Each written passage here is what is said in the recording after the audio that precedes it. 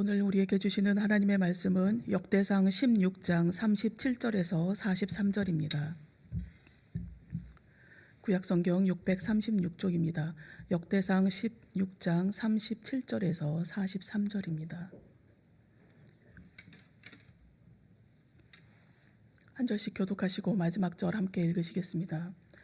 다윗이 아삽과 그의 형제를 여호와의 언약궤 앞에 있게 하며 항상 그 궤 앞에서 섬기게 하되 날마다 그 일대로 하게 하였고, 그의 형제 68명과 여두둔의 아들 오벳에돔과 호사를 문지기로 삼았고, 제사장 사독과 그의 형제 제사장들에게 기브온 산당에서 여호와의 성막 앞에 모시게 하여 항상 아침 저녁으로 번제단 위에 여호와께 번제를 드리되 여호와의 율법에 기록하여 이스라엘에게 명령하신 대로 다 준행하게 하였고, 또 여호와의 인자하심이 영원하심으로 그들과 함께 헤만과 여두둔과 그리고 택함을 받아 지명된 나머지 사람을 세워 감사하게 하였고, 또 그들과 함께 헤만과 여두둔을 세워 나팔과 재금들과 하나님을 찬송하는 악기로 소리를 크게 내게 하였고, 또 여두둔의 아들에게 문을 지키게 하였더라. 이에 백성은 각각 그 집으로 돌아가고 다윗도 자기 집을 위하여 축복하려고 돌아갔더라. 아멘. 다윗은 이스라엘에게 베푸신 하나님의 사랑과 하나님의 구원에 대한 감사를 찬양으로 올려드렸습니다. 온 세상에 참 하나님이신 여호와께 감사 찬양을 올려드리는 주도적인 역할은 레위 지파가 맡았습니다. 오늘 본문은 다윗이 여호와의 궤를 관리할 담당자들을 정하고 그들이 맡아야 할 일에 대한 체계적인 기록입니다. 37절 말씀 제가 다시 읽겠습니다.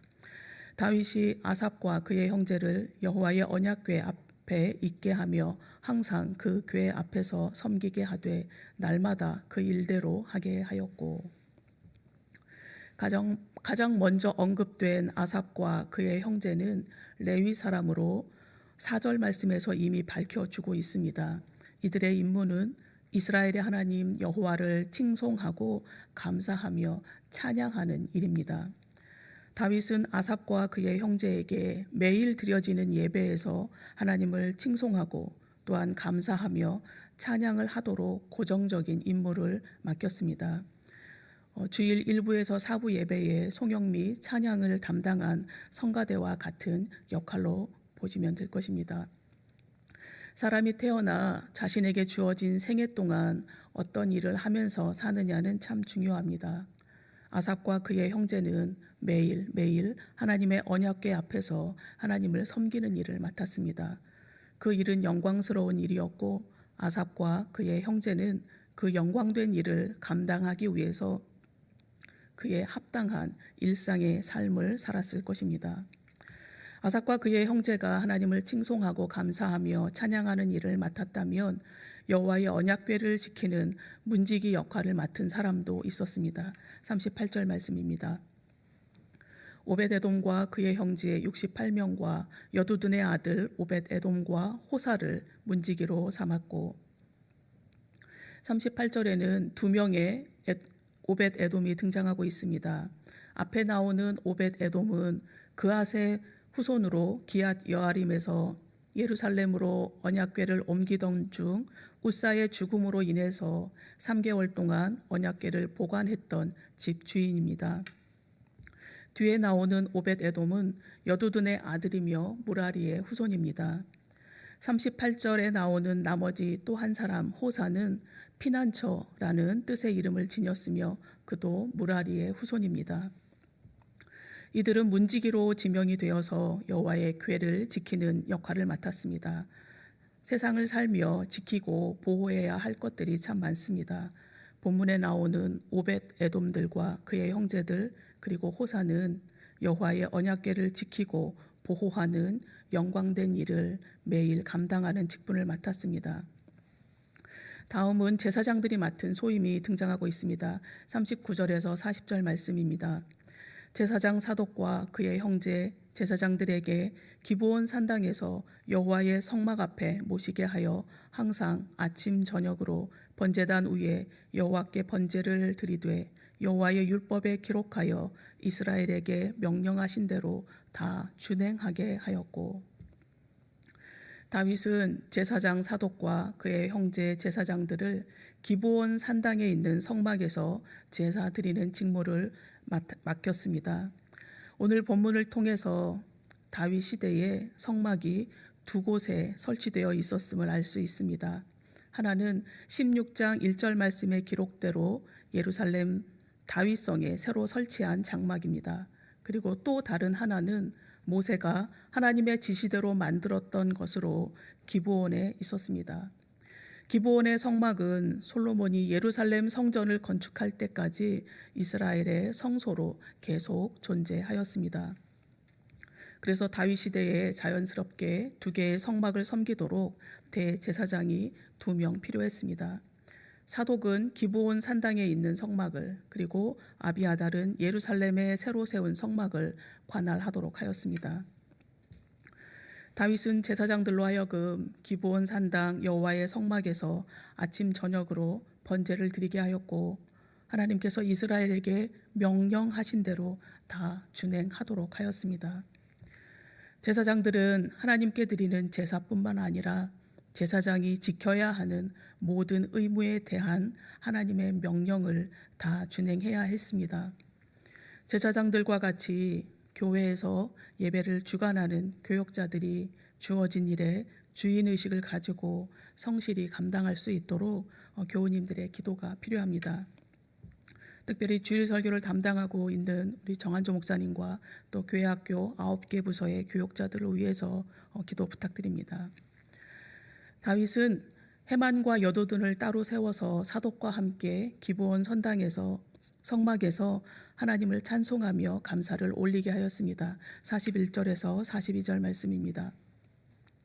또 여호와의 인자하심이 영원하심으로 그들과 함께 헤만과 여두둔과 그리고 택함을 받아 지명된 나머지 사람을 세워 감사하게 하였고, 또 그들과 함께 헤만과 여두둔을 세워 나팔과 재금들과 하나님을 찬송하는 악기로 소리를 크게 내게 하였고, 또 여두둔의 아들에게 문을 지키게 하였더라. 헤만과 여두둔을 비롯한 택함 받은 사람들은 하나님의 인자하심이 영원함을 찬송했습니다. 인자하심에 해당하는 히브리어 헤세드는 언약 관계에 있는 백성들에게 지속적인 사랑을 베푸시는 하나님의 성실하심을 내포하고 있는 단어입니다. 헤만과 여도둔을 비롯한 택함 받은 사람들은 나팔과 재금들 그리고 하나님을 찬송하는 악기로 하나님의 성실하심을 강렬하게 그리고 뜨겁게 찬양하였을 것입니다. 예루살렘 다윗성으로 하나님의 궤를 옮겨온 일이 다윗과 이스라엘 백성들에게 크고 큰 감동의 시간이었음을 느낄 수 있습니다.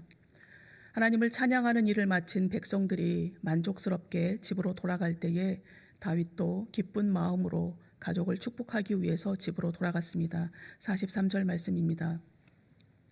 이에 뭇 백성은 각각 그 집으로 돌아가고 다윗도 자기 집을 위하여 축복하려고 돌아갔더라. 언약궤가 예루살렘에 무사히 안치된 후에 다윗이 백성을 축복했던 것과 같이 다윗은 자신의 가족을 축복하기 위해서 집으로 돌아갔습니다. 위로는 왕으로부터 시작하여 이스라엘 온 백성은 서로 축복하며 하나님을 찬양하는 일을 기쁨으로 이어갔을 것입니다. 오늘 본문 속에 나오는 하나님을 찬양하는 소임을 맡은 제사장과 레위인 사람들이 참 많이 부럽습니다. 저는 이 땅에서의 삶을 마치고 주님 나라에 가면 레위 사람들처럼 하나님을 찬양하는 일을 매일매일 하고 싶은 소망을 가지고 살아가고 있습니다. 그래서 찬양을 할 때마다 주님의 현존을 의식하며 찬양의 가사에 온 마음을 실어 최선을 다해서 찬양을 드리고 있습니다. 새벽 시간이든 낮 시간이든 저녁 시간이든 주일 예배 시간이든 기도의 시간이든 아니면 교육자 경건의 시간이든 개인적으로 찬양하는 시간이든 의미 없이 부르지 않으려고 애쓰고 있습니다. 이 땅에서 최선을 다하지 않다가 주님 나라에서 매일 주님을 찬양하는 일을 하지 못할 수도 있겠다는 생각이 어느 날 문득 들었기 때문입니다.